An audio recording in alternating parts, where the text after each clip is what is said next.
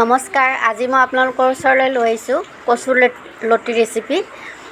এইখিনি মই ভালদৰে এৰুৱাই লৈছোঁ, এৰুৱাই ভালকৈ ধুই লৈছোঁ। এতিয়া এইখিনি মই পানী বইল হ'বলৈ দিম। তাত পানী মই দি দিছোঁ। বেছি সময় এইখিনি বইল কৰিব নালাগে, বা এটা বা দুটা উতল অহাৰ পিছতে এইখিনি নমাই দিম। ইয়াতে মই নিমখ অকণমান দি দিছোঁ।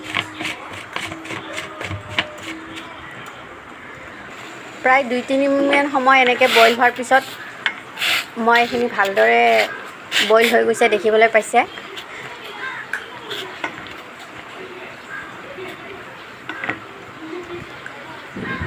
এতিয়া মই পানীখিনি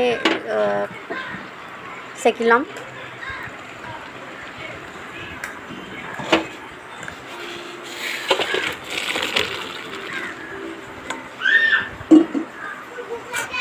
পানীখিনি ভালদৰে চেকি ল'ব।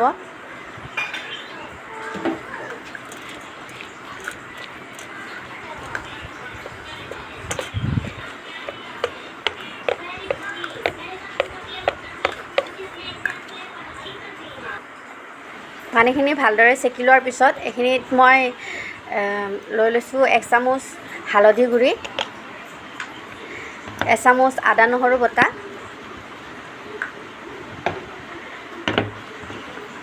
আৰু 1 চামুচ আপোনাৰ শুকান জলকীয়া বটি লৈছিলোঁ। আপোনালোকে ইচ্ছা কৰিলে শুকান জলকীয়াৰ গুড়িও ব্যৱহাৰ কৰিব পাৰে, নহ'লে কেঁচা জলকীয়া বটি দিব পাৰে। 1 চামুচ মিঠাতেল এড কৰি দিছোঁ। এইখিনি ভালদৰে মই এতিয়া মিহলাম।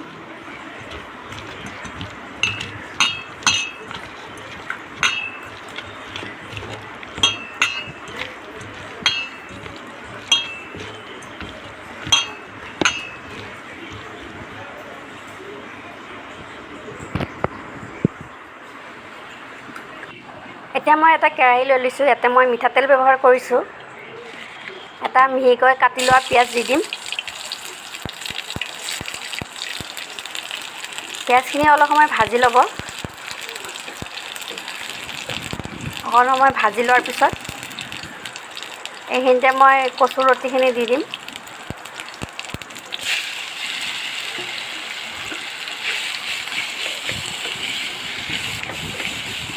এইখিনি ভালদৰে মিহলাই ল'ব।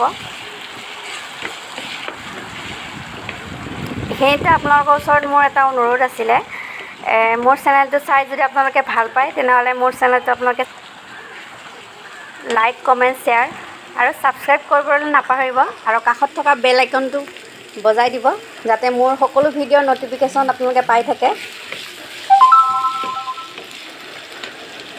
এনেকৈ প্ৰায় 2-3 মিনিটমান সময় ভাজি ল'ব লাগিব।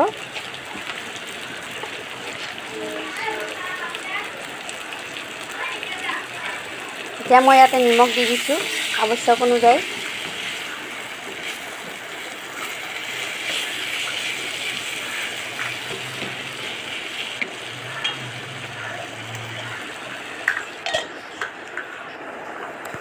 এতিয়া মই ঢাকনিখন দি প্ৰায় 2-3 মিনিটমান সময় এনেকৈ ভাজি ল'ম। 2 মিনিট হোৱাৰ পিছত মই ঢাকনি গুচাই দেখিলোঁ এইখিনি প্ৰায় হৈয়ে গৈছে, আপোনালোকে দেখিবলৈ পাইছে। আৰু বেছি সময় মই এইখিনি নাভাজোঁ, কাৰণ গলি যাব।